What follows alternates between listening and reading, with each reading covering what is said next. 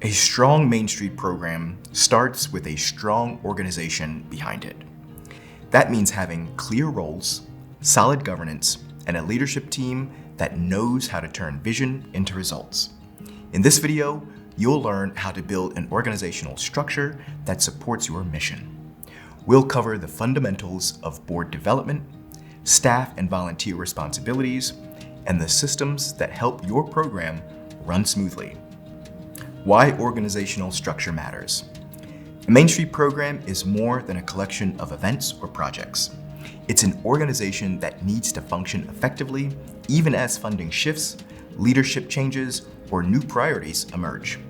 Whether your program has a full staff or just one person at the helm, structure creates stability. It reduces confusion, improves accountability, and lays the groundwork for future growth.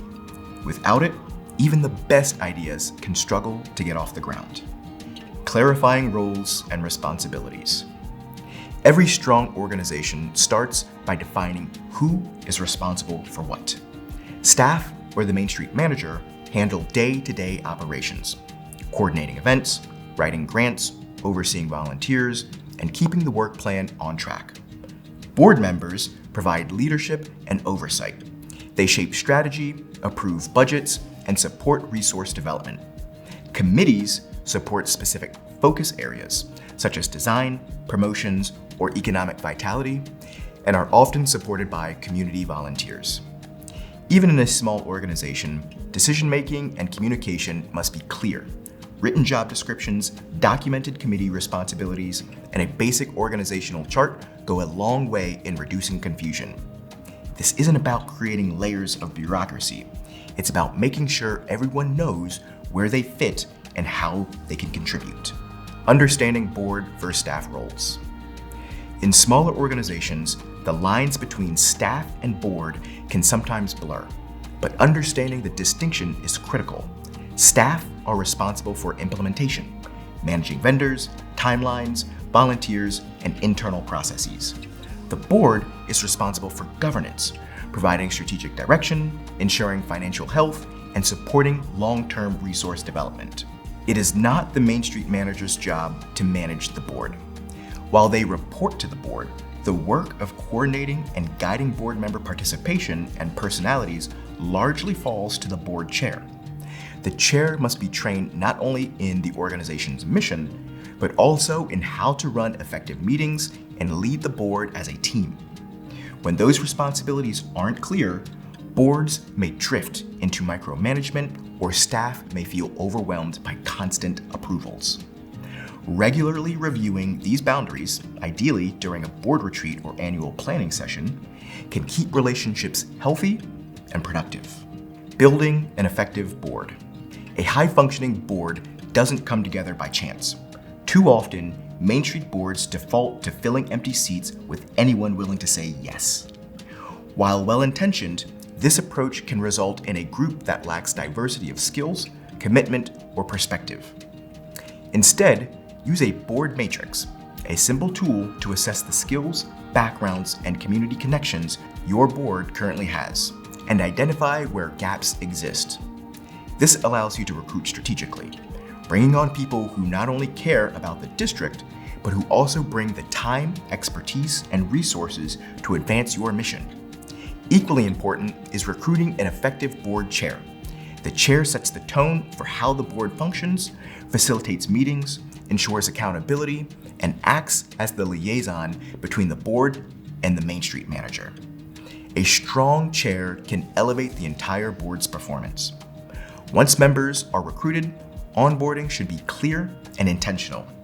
Provide board member agreements or position descriptions that outline responsibilities, such as meeting attendance, committee participation, fundraising expectations, and public representation.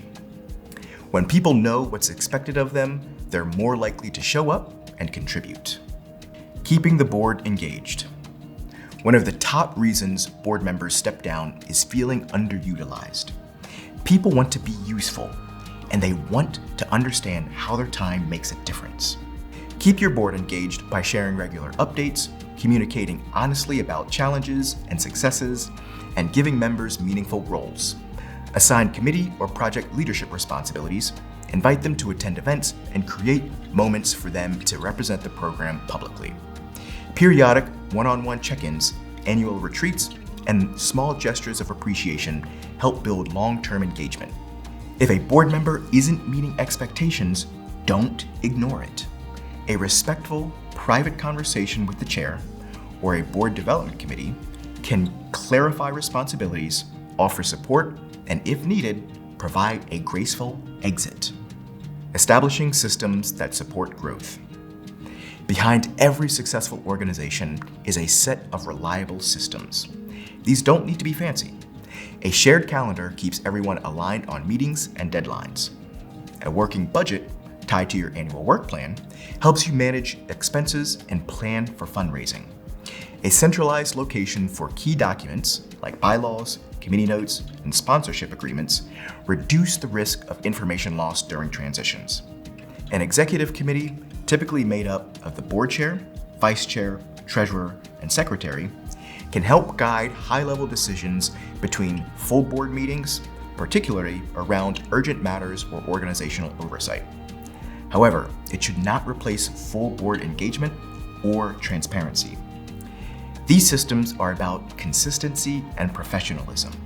They help ensure your program can operate effectively even during periods of change or challenge. In closing, revitalization doesn't happen without a strong foundation.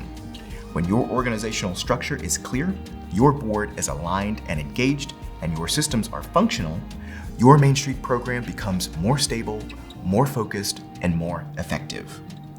This month, take time to assess your organizational health. Are your board and staff roles clearly defined? Are you recruiting board members with intention? Or just filling seats? Is your board chair set up for success? Do you have basic systems in place to support your operations and transitions? If not, choose one area to improve, whether that's developing a board matrix, drafting a board member agreement, or scheduling a retreat to clarify expectations.